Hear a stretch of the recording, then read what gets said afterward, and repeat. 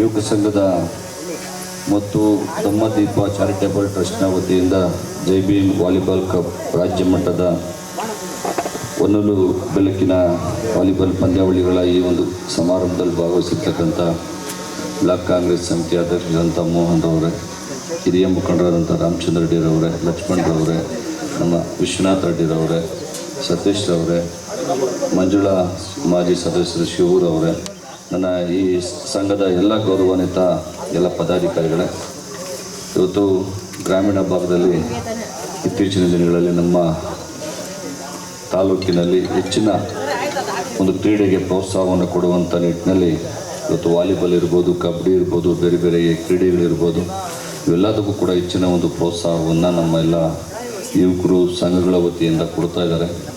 ಏಕೆಂದರೆ ಆರೋಗ್ಯದ ದೃಷ್ಟಿಯಿಂದ ಎಲ್ಲರೂ ಕೂಡ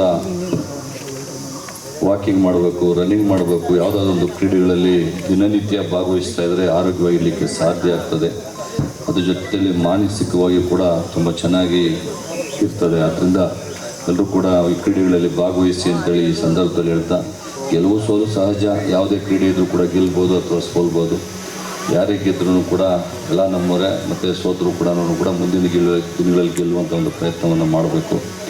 ಈ ಒಂದು ಪಂದ್ಯವನ್ನು ಆಯೋಜಿಸಿರ್ತಕ್ಕಂಥ ಎಲ್ಲ ನನ್ನ ರಾಜೇಶ್ ಮತ್ತು ಅವರೆಲ್ಲ ಸ್ನೇಹಿತರು ಕೂಡ ನಾನು ವಿಶೇಷವಾಗಿ ಅಭಿನಂದನೆಗಳನ್ನು ಸಲ್ಲಿಸಿ ನಾನು ಡಾಕ್ಟರ್ ಬಿ ಆರ್ ಅಂಬೇಡ್ಕರ್ ಯುವಕರ ಸಂಘ ಮತ್ತು ದಮ್ಮದೀಪ ಚಾರಿಟೇಬಲ್ ಟ್ರಸ್ಟ್ ರಿಜಿಸ್ಟ್ರೇಟ್ ವತಿಯಿಂದ ನಾರಾಯಣಘಟ್ಟ ಗ್ರಾಮ ಸರ್ಜಾಪುರ ಹೋಬಳಿ ಆನೇಕಲ್ ತಾಲೂಕು ವತಿಯಿಂದ ಜೈ ಭೀಮ್ ವಾಲಿಬಾಲ್ ಕಪ್ ರಾಜ್ಯ ಮಟ್ಟದ ಹೊನಲು ಬೆಳಕಿನ ವಾಲಿಬಾಲ್ ಪಂದ್ಯಾವಳಿಗಳನ್ನು ನಾರಾಯಣಘಟ್ಟ ಗ್ರಾಮದ ಅಂಬೇಡ್ಕರ್ ಯುವಕ ಸಂಘದ ಪದಾಧಿಕಾರಿಗಳು ಮತ್ತು ಗ್ರಾಮದ ಎಲ್ಲ ಯುವಕರು, ಸ್ನೇಹಿತರು, ಹಿರಿಯರು ಎಲ್ಲರ ಒಂದು ಸಹಕಾರದೊಂದಿಗೆ ಈ ಒಂದು ಮಹತ್ಕರವಾದಂಥ ಒಂದು ವಾಲಿಬಾಲ್ ಟೂರ್ನಮೆಂಟನ್ನು ಆಯೋಜನೆ ಮಾಡಿದ್ದಾರೆ. ನಾನು ಮೊದಲಿಗೆ ಇಲ್ಲಿ ಎಷ್ಟು ಟೀಮು ಬರ್ತದ ಅಥವಾ ಹೋಗ್ತದ ಅನ್ನೋ ವಿಚಾರ ಬೇರೆ. ಇಲ್ಲಿ ಬಂದಂಥ ಎಲ್ಲ ಕ್ರೀಡಾಪಟುಗಳು ಕೂಡ ಗೆಲ್ಲಬೇಕನ್ನೋ ಒಂದು ಹುಮ್ಮಸ್ಸಿನಿಂದ ಬರ್ತಾರೆ. ಆದರೆ ಗೆಲುವು ಮತ್ತು ಸೋಲನ್ನು ಎಲ್ಲರೂ ಕೂಡ ಸಮಾನವಾಗಿ ಸ್ವೀಕಾರ ಮಾಡಬೇಕು. ಅದಕ್ಕೆ ಇಲ್ಲಿರ್ತಕ್ಕಂಥ ಎಲ್ಲ ಯುವಕರು ಏನು ಅಂಬೇಡ್ಕರ್ ಯುವ ಸಂಘದ ಪದಾಧಿಕಾರಿಗಳಿರ್ಬೋದು, ಎಲ್ಲ ಊರಿನ ಪ್ರಮುಖರು, ಹಿರಿಯರು ಯಾರೇ ಇರ್ಬೋದು, ಎಲ್ಲರೂ ಕೂಡ ಅವ್ರಿಗೆ ಒಳ್ಳೆಯ ಒಂದು ಪ್ರೋತ್ಸಾಹ ಕೊಡಬೇಕು. ಯಾಕಂತ ಹೇಳಿದ್ರೆ ಇವತ್ತು ಈ ಒಂದು ಸಮಾಜದಲ್ಲಿ ಎಲ್ಲರೂ ಕೂಡ ಆರೋಗ್ಯದಿಂದ ಬಳಲುವಂಥ ಒಂದು ಸಂದರ್ಭ. ಯಾಕಂತ ಹೇಳಿದ್ರೆ ಇವತ್ತು ಪ್ರತಿಯೊಬ್ಬ ಮನುಷ್ಯನಲ್ಲೂ ಕೂಡ ಒಂದು ಆರೋಗ್ಯ ಬಹಳವಾಗಿ ಕ್ಷೀಣವಾಗಿದ್ದು, ಅವರು ಇವತ್ತು ಶುಗರ್ ಇರ್ಬೋದು, ಆಮೇಲೆ ಬಿ ಪಿ ಇರ್ಬೋದು, ಆಮೇಲೆ ಶ್ವಾಸಕೋಶಕ್ಕೆ ಸಂಬಂಧಪಟ್ಟಂಗಿರ್ಬೋದು, ಹಾರ್ಟ್ಗೆ ಸಂಬಂಧಪಟ್ಟಂಗಿರ್ಬೋದು, ಎಲ್ರಿಗೂ ಕೂಡ ಇವತ್ತು ಈ ಆರೋಗ್ಯಕರವಾಗಿ ಅದನ್ನು ರೂಢಿ ಮಾಡ್ಕೊಳ್ಳೋಕ್ಕೆ ಬಹಳ ಕಷ್ಟ.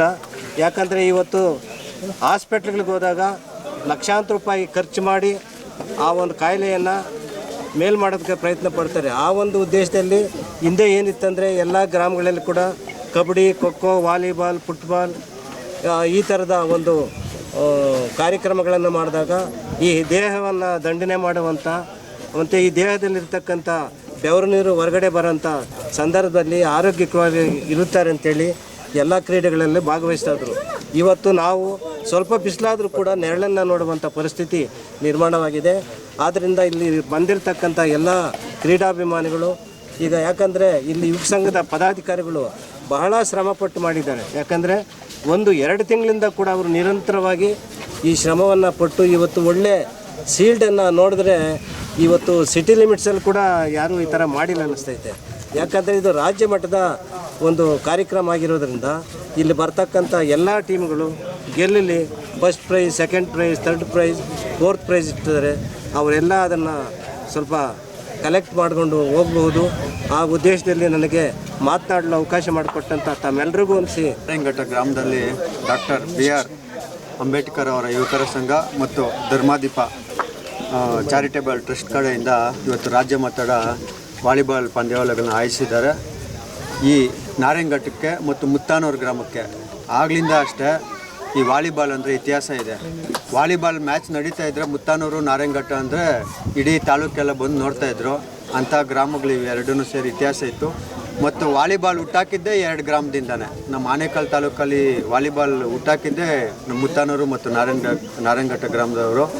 ಅದೇ ರೀತಿ ಮೊದಲು ಟೂರ್ನಮೆಂಟ್ ಮಾಡ್ತಾಯಿದ್ರು ನಮ್ಮೂರಲ್ಲಿ. ಒಂದು ಕಾಲಕ್ರಮೇಣ ಹುಡುಗರೆಲ್ಲ ಬೇರೆ ಬೇರೆ ಕೆಲಸಗಳಿಂದ ಬಿಟ್ಬಿಟ್ಟು ಇವಾಗ ಒಂದು 6 ವರ್ಷ ಆಯಿತು ನಮ್ಮೂರಲ್ಲಿ ಟೂರ್ನಮೆಂಟ್ ಮಾಡಿ. ಇವಾಗ ರಾಜ್ಯ ಮಟ್ಟದ ಟೂರ್ನಮೆಂಟ್ ನಡೀತಾ ಇದೆ.